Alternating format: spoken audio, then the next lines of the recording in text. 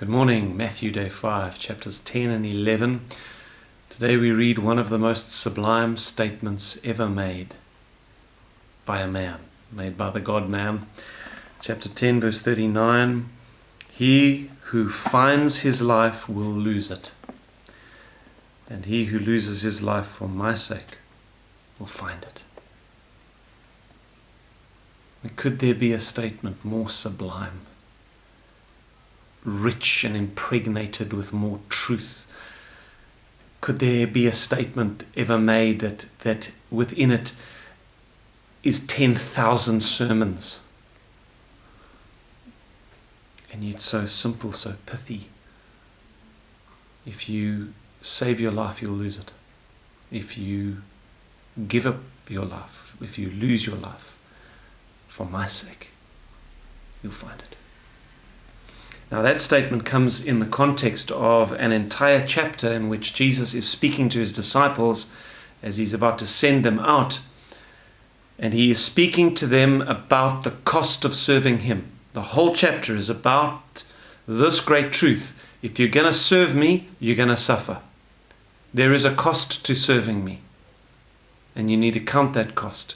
And yet, amidst all the warnings of the various things that will happen, for each one, there is a corresponding encouragement that Jesus gives. So I want to go through the various warnings that Jesus gives his disciples, and I want to then give you the corresponding encouragement. So as we now wind the clock back in his discussion with his disciples, we begin at verse 14. Here's the first warning.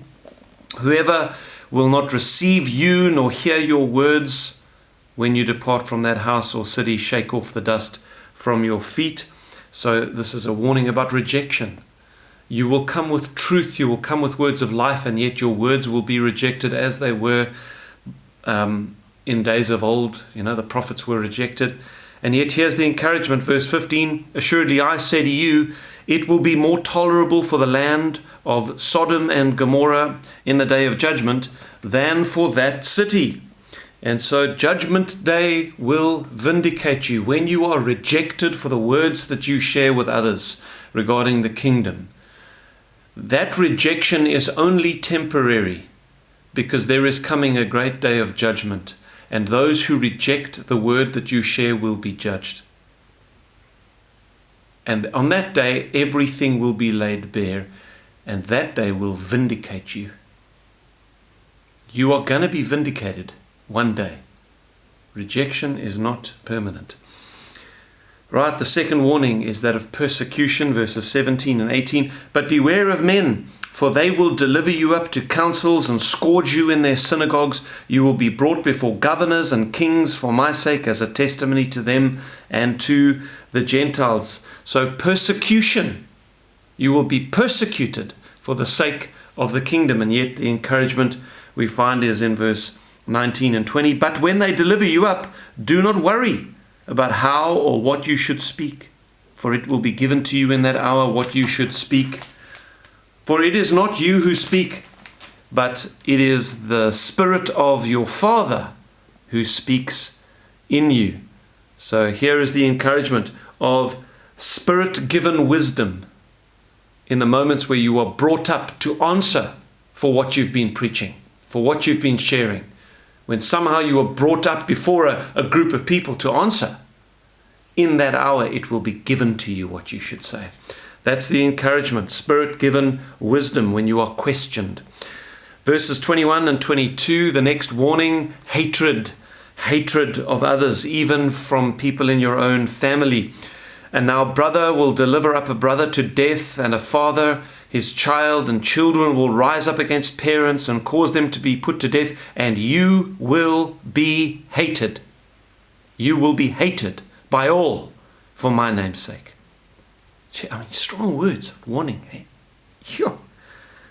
"But," says Jesus, and here's the encouragement, "he who endures to the end will be saved." So, the warning, hatred. The encouragement, eventual victory. That at the end, even though you are hated by all, if you will persevere and if you will endure all of this, in the end, you will be saved. Wonderful encouragement. All right, the next one from verse 24. A disciple is not above his teacher, nor a servant above his master.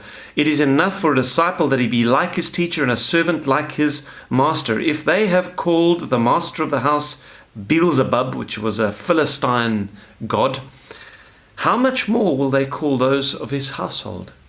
Therefore, do not fear them, for there is nothing covered that will not be revealed, and hidden that will not be made known. So the warning, of course, is that you are going to be insulted. They're going to call you wicked. They're going to call you demonic. They're going to call you they're going to say that you're part of a cult. They're going to all criticize you in all sorts of ways, and yet, here's the encouragement. They did that to me, said Jesus. And if you're following me, it's a badge of honor that the same things that they said against me, they say against you. You are sharing in my sufferings. You are wearing the same badge of honor, of heavenly honor, that I had to wear. And then there is the final encouragement there that he says, there's coming a day that everything will be uncovered. The truth of what you have said will one day be seen for what it is.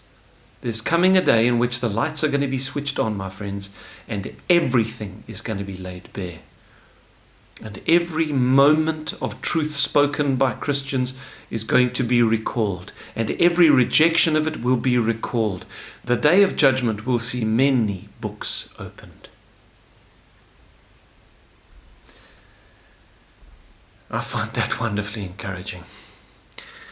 And then verse 28, there is the warning of death and martyrdom itself. And do not fear those who kill the body, but cannot kill the soul, but rather fear him who is able to destroy both soul and body in hell. So there is this threat of death and martyrdom if you follow me, says Jesus. And yet here's the encouragement. Are not 2 sparrows sold for a copper coin, and not one of them falls to the ground apart from your Father's will? But the very hairs of your head are all numbered. Do not fear, therefore. You are of more worth than many sparrows. The encouragement here is God's providential love and protection. Nothing can happen to you without your Father's will. And if you do suffer martyrdom, it was ordained before the foundation of the world that that moment should come upon you. He will give you strength for it, and you will be rewarded for it in the end. Nothing can happen to you without your Father's will. That is incredibly encouraging. We continue verses 32 and 33. Therefore, whoever confesses me before men, him I will also confess before my Father who is in heaven. But whoever denies me before men, him I will also deny before my Father who is in heaven. Okay, so here's the threat, the warning. Jesus said, you are going to be tempted to deny me. There will be moments, as Peter faced, where you will be tempted to deny me. That's the warning, but here's the encouragement. If you will confess him before men, he will confess you. I actually want to read you what I said here, because this is just such a phenomenal truth if you can catch it. The encouragement is being confessed by Jesus in a way so public that it surpasses anything that we call public in this life. You know, if people want glory in this life, they want to be famous on Instagram, they want to be on TV, they want to be on the cover of a magazine.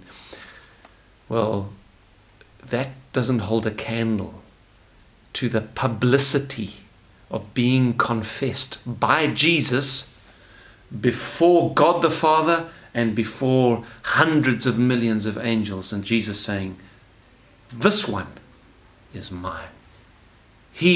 She confessed me before the world, and I now confess her. I own her. Her name is your name. His name is your name. Before all the universe, before all the spirits of heaven, That's what I want. That's where I want to be famous.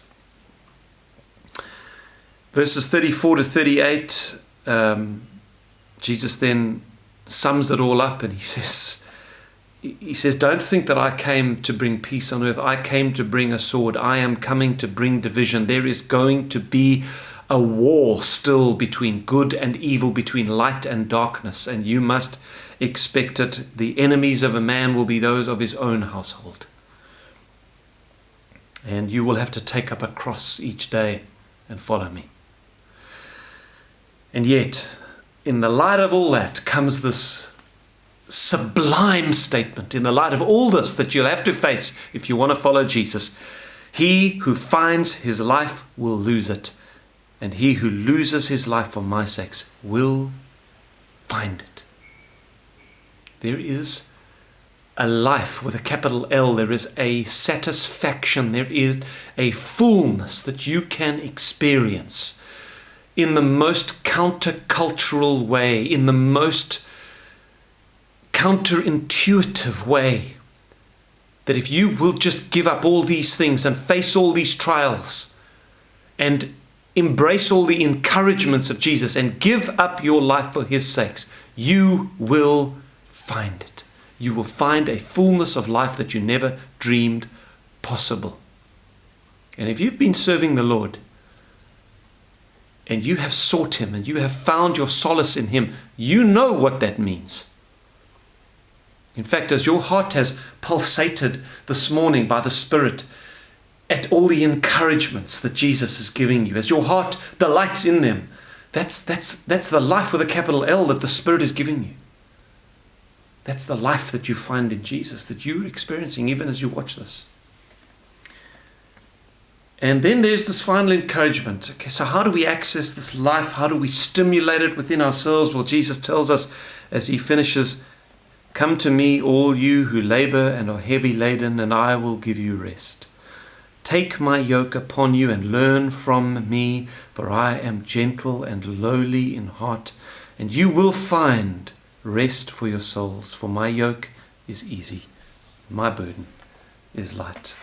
So when it all gets too much for you, what do? Well, you come to Jesus in prayer.